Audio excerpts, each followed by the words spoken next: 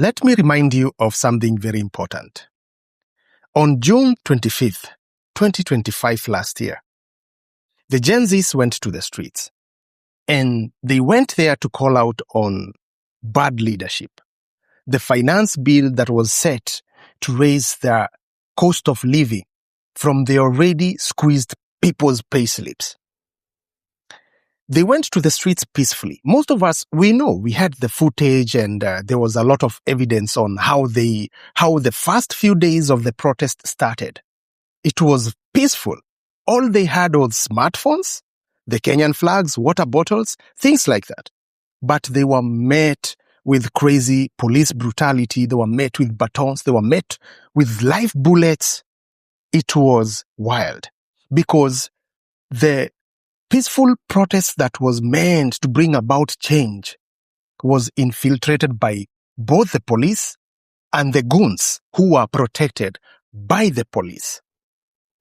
So, from that, the Gen Zs were aggravated, and the whole protest became wild, and there was damages, there was burning of the parliament, and so many things that happened. But remember, this was as a result of the state meeting them with batons, live bullets, tear gas.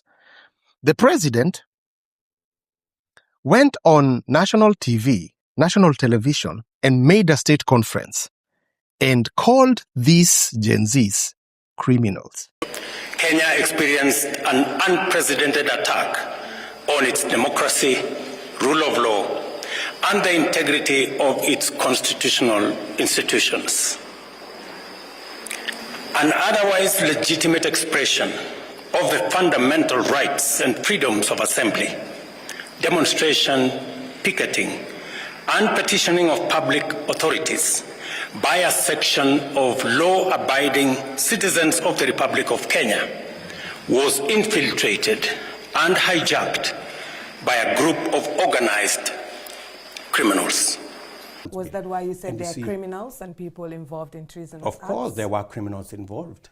I mean, the people who burned down Parliament, the people who burned down people's businesses. What do you call those people? But they were peaceful protesters in the beginning. How does a peaceful... Fast forward.